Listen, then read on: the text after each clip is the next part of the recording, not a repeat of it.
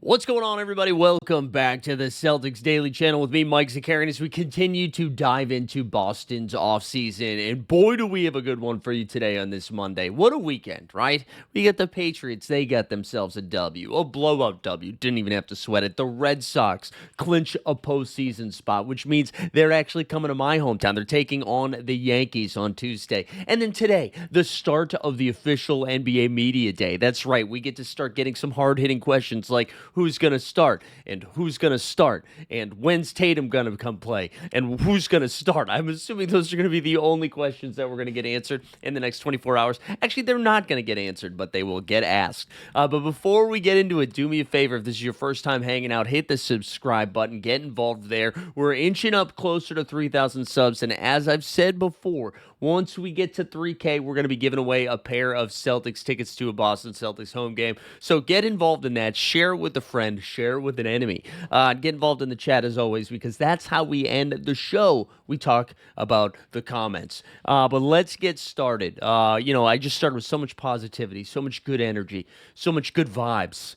And then yesterday, the Golden State Warriors, after deciding to just sit out most of this NBA offseason without doing a gosh darn thing, they announced that they signed Big Al Horford. Al Horford is making his way downtown to the Bay Area. He's heading to Golden State because what an old team needs to do is get older. That's right. Steph Curry, Draymond Green, Jimmy Butler, now Al Horford's over there. Warriors actually were real trigger happy yesterday. They went and signed DeAnthony Melton. They went and got Gary Payton II. They also signed two of their second-round picks as well. They still, though, excuse me, have yet to figure out the Jonathan Kuminga situation, and they now have adjusted with how much money they've spent so far.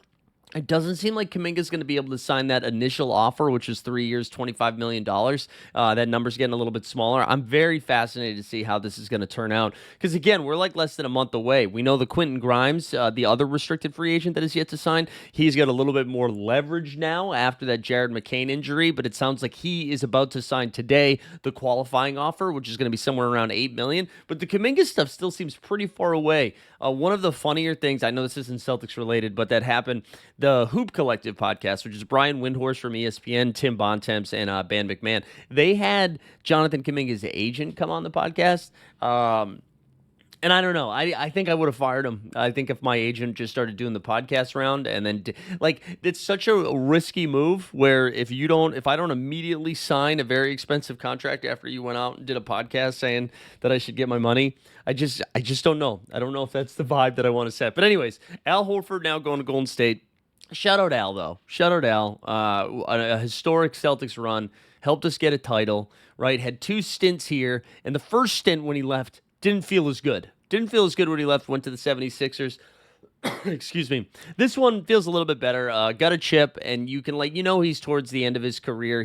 I think he signed a 2-year deal, or maybe it's a 1-and-1. I can't remember, but we know he's only got a year or two left of basketball in him. And I think if he's in a role where he's playing, 22 to 28 minutes a game, does not have to play back-to-backs, right? Can be used sparingly, have him ready to go for the postseason.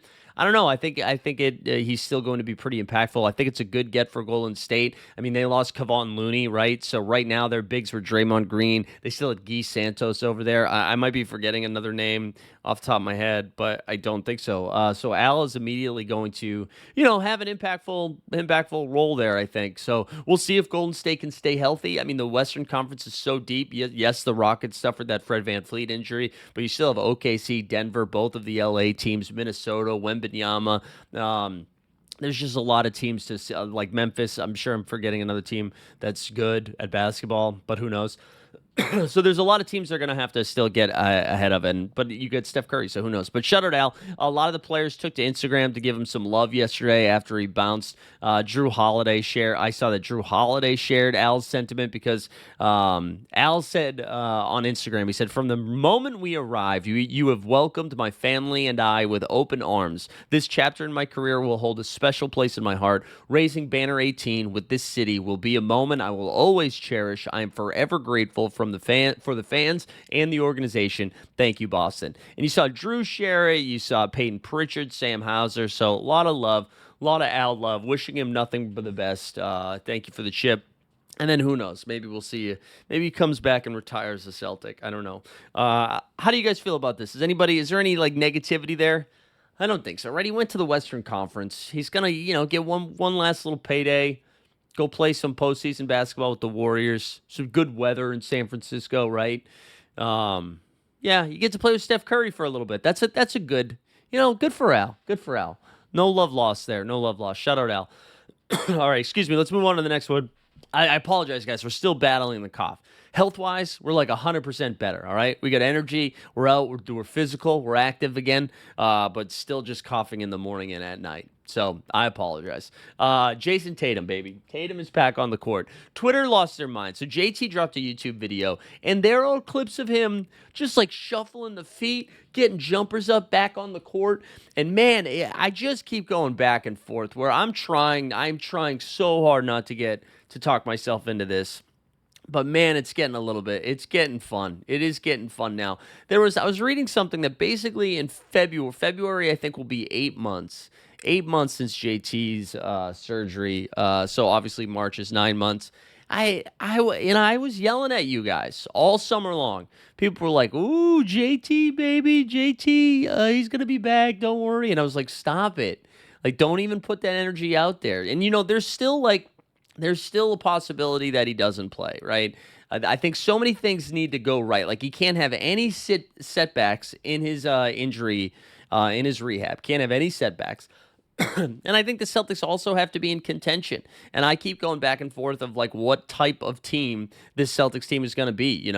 But there was a quote too from his Chris Mannix interview because again, Bill Simmons tweeted out the video because he was losing his mind, and Chris Mannix quote tweeted it with Tatum's quote.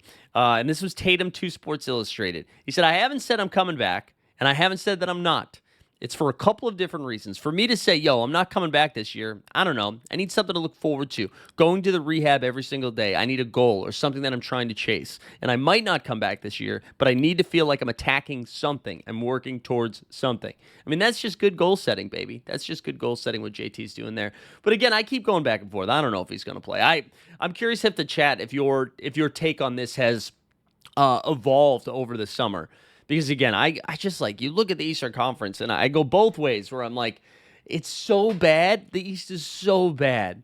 But so is the depth of this Celtics roster. Like they can't sustain another injury. If they do, it's just absolute cookies. It's toast, If they do, if JB misses an extended period of time, if Derek White misses honestly, if Pritchard or Simon, any of those guys, even Kata at this point, if any of those guys sustain an injury, all of a sudden the Celtics are stumbling down the Eastern Conference. But again, if you look at the Eastern Conference, I mean, it is really hard to make a bet on anybody, right? Let's just quickly go down this list. You have the Cavaliers who, Max Strus is going to miss a ton of time. Darius Garland, they don't know when he's going to be back. So now all of a sudden that team, who also lost Ty Jerome and Okoro this offseason, they're now relying on Lonzo Ball to give him real minutes. And Lonzo Ball, who, like, when healthy, is a great team player, but he's just not been healthy for the last 5 years, right? They still have Mobley, Allen, and Mitchell, of course, so they're still going to be a top team in the Eastern Conference, but I do think there is some risk there. The Knicks, I don't have a ton of risk with the Knicks. I think they're going to be fine. But then the Sixers, we already mentioned that. Embiid, we talked about skinny Embiid, right? A quote over the weekend that Joel Embiid, they're not sure when he's going to be ready. Like, they don't even know if he's going to be ready for week one. They don't think Paul George is going to be ready for week one. They've already lost McCain. The Bucks are starting Kyle Kuzma and Kevin Porter Jr. I mean, I think that speaks for itself right there. The Magic and Hawks on paper look great. Let's see it happen. Detroit, they lose Malik Beasley. Are they going to be able to build off of last year? Are the young guys going to grow, or do they get stale? The Miami Heat have lost Tyler Hero. Terry Rozier has been a mess. Miami's in a weird spot. Toronto has a solid starting five of Emmanuel Quickley, RJ Barrett, Scotty Barnes, Brandon Ingram, who's back from injury, and Jakob Poeltl, but their bench is non-existent. Brooklyn has 5 19-year-olds on their team. The Wizards suck. The Hornets suck. So I do think there is a world where this Celtics team can overachieve if they stay healthy, and all of a sudden they're flirting with that somewhere between a 4 and a 7 seed. And then when you look at those teams ahead of them, if they are like a 6 seed and Tatum is able to come back with no restrictions, that's the other thing. If he's going to come back, I don't want it to be like, oh, he's playing 18 minutes a game. He can play every other. Like, I don't want training wheels, not because it's like we need him full strength. It's like if he has to do training wheels, then let's just wait till next season. You know what I'm saying? There's no reason to risk it. Let's just wait till next season. But if he's medically cleared, if he's physically and mentally ready to go, if everybody's on the same page that he can come back and be full Tatum, I'm not scared of any team in the Eastern Conference. I'm sure Cleveland and New York would still be betting favorites, but I think they would be the favorite against, and they'd be the third favorite in there. So I don't know. I'm going back and forth. I hate that it's giving me hope, you know? I like the place that I was living in for a while. I was like, let's go get AJ Dubinska. I don't know how to pronounce his last name. The Brockton kid. Let's go get him. Let's go get a good draft pick. Let's chill out. Let's relax. Let's just enjoy the concessions. Let's watch Peyton Pritchard and Anthony Simons take 15 3-pointers a game. Let's watch Jaylen Brown, have a couple 50-point games this year. And let's just lose. That's what I wanted. But instead, I've now talked myself into the Portuguese Prince, Namias Keita, being a starting 5. I've talked myself into maybe Simons and Pritchard can work. Maybe Jaylen Brown, top 10 MVP guy. Maybe Tatum comes back in February and we win a chip. I'm too excited. I hate it. Don't give me hope. Let me live sad. I saw some 6 Man of the Year stuff. Let's talk about this quickly. And again, this might be a quicker episode, but just so you know, with Media Day coming, we're going to start getting a lot of good alpha over the next couple of days. So make sure you're tuning in daily, baby. Monday through Friday, we're going to be cooking. 6 Man of the Year. Saw some 6 Man of the Year stuff, odds come out. And I saw that DeAndre Hunter of the Cleveland Cavaliers, is the betting favorite right now, and I think that's a bad bet. One, I think DeAndre Hunter is going to have to play. I think DeAndre Hunter is going to have to start for the Cavs, so I'm not really sure why he is the betting favorite. Actually, wait, no, now I'm seeing that Peyton Pritchard, it looks like the line shifted a little bit. Okay, so this is according to BetMGM. Odds to win NBA 6 Man of the Year in 2026. Here's some numbers for you. Peyton Pritchard plus 350. DeAndre Hunter plus 800. Naz Reid plus 900. You got Ty Jerome, Grady, big old dick, Jordan Clarkson, Karis LeVert, all of those guys in late. I wanted to. Oh, are they not going to have Simons out there? That's interesting. Let me see if I can find. Oh, so I guess I wonder if the betting up people are thinking he's going to. Interesting. Hold on. Let's see this one more. Let's see if I can find. I wonder if they are not listing him because they think he's going to start. Because I actually think, good money should be on Anthony Simons because I really do think Peyton is going to start. So I would not place it like it. Listen, if you are a sports betting person, and listen, not financial advice. I'm not trying to get you guys to spend your hard-earned money, okay? Wait, where's the future stuff? Come on, where's the futures? But I think Pritchard is going to start, and if that's the case, you can't throw the money on him. And I feel the same way about DeAndre Hunter. I actually don't think that makes the most sense. All right, here we go. Here's Sportsbook Review. This must have been what I saw yesterday, where they had DeAndre Hunter in the lead. Maybe I'm looking at some. Maybe BetMGM is on the pipe. They still have DeAndre Hunter plus 800, Naz Reid. So they've got a lot of the same ones. Somebody put Jordan Clarkson up there. Let me see. These are okay. Anthony Simons is plus 1,500. Here we go. I knew it was out there.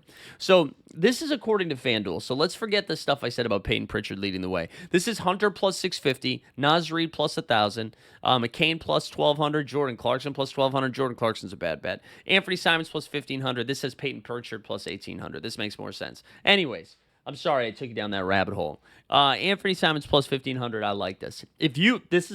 But again, I made the same case for Jaylen Brown and Derek White for being all-stars. Jaylen Brown, of course, is going to be an all-star. If you think the Celtics are going to be a top 6 team, remember when I was like, oh, they're going to be bad, they're going to tank, and everybody yelled at me? If you have that energy, if you think they are going to be a top 5, top 6 team, you got to put some money on this. Anthony Simons, 6 Man of the Year. Or you can wait till the Celtics announce who their starters are going to be. Because then you can just decide. But I think Simons is going to come off the bench. And if he does, and you think the Celtics are good, I think that means he cooks. So plus 1,500 is pretty fun. I think DeAndre Hunter is a dumb bet. Naz Reid is interesting, but I think he's going to start a little bit more this year. McCain's already hurt. Clarkson, I think, is past his prime. I know he's gotten saved from Utah, gets to go play in New York. New York's a little bit of a deep team. Also, I think a better bet would be Josh Hart, because Josh Hart is probably coming off the bench. He's going to be the first guy off the bench for the Knicks. Knicks are talking about starting Mitchell Robinson and Cat together alongside OG Bridges and Brunson. So PJ Washington for Dallas, I don't see it. Nickeil Alexander-Walker for Atlanta at plus 2,500 is pretty fun. And then TJ McConnell. Oh, no. Oh, here's another one. Okay. Oh, baby. I just got a good one for you. I'm sorry. We're down a rabbit hole now. Santi Aldama plus 3,500. If you thought the Celtics front court was bad, the Grizzlies are cooked, man. Brandon Clark, he got hurt. He's going to miss a ton of time. And Zach Edey, he got hurt. He's going to miss a ton of time. They're not even sure if Jaren Jackson Jr. is going to be ready for the start of the season. Santi Aldama is going to be cooking. Get ready to learn that name, especially if you're doing fantasy stuff. Get some Santi in you. Get some Santi Aldama. I always do that. I always do like an Irish accent for Santi Aldama, and he's for sure Spanish. But anyways, all right, that's going to do it for my topics. Let's get into some of your comments from the last show that we did. But do me a favor, if you made it this far without subscribing, stop being a jerk. Hit that subscribe. Here we go. This is what we got. You know what? Shout out to Hollis. Hollis P said, love the content. Keep it going. This was some good energy in the chat. Usually you guys yell at me and call me dumb. Hollis, shout out Hollis. And then also Poetic Patty said, get better soon. Drink some tea. Thank you. Wesley Lee says, put the pipe down, my guy. Let him have it. Team JB. Oh, yeah. Put the pipe down, my guy. Let him have it. JB all day. Yeah, that was just in response to everyone crapping on Jaylen Brown. There was too much Jaylen Brown slander, and I appreciate it. It seems like the chat agreed with me quite a bit, which was good. And then there was a lot of comments here about let's go get Walker Kessler. And I know we talked about that in the last video. I think Walker Kessler makes so much sense. But this is a question that I posed to you guys. How much should Walker Kessler, because if they trade for him, they're going to have to pay him because this is the last year of his contract. And how much do you think he deserves to get paid a year? Or not deserves, but how much are you willing to pay him? Because I think that's what it comes down to. I think for me, if you can keep it 20 or less million a year, I'll entertain this. I'll have a conversation around it. But I do think you need to see what you have with Nemias Queta. I think if Queta really can prove that he's a starting center in this league, I don't even know if you need to pull the trigger. You know, I think let's see what you have now. Because I do think I'm fascinated to see how Danny Ainge is going to approach this with Kessler.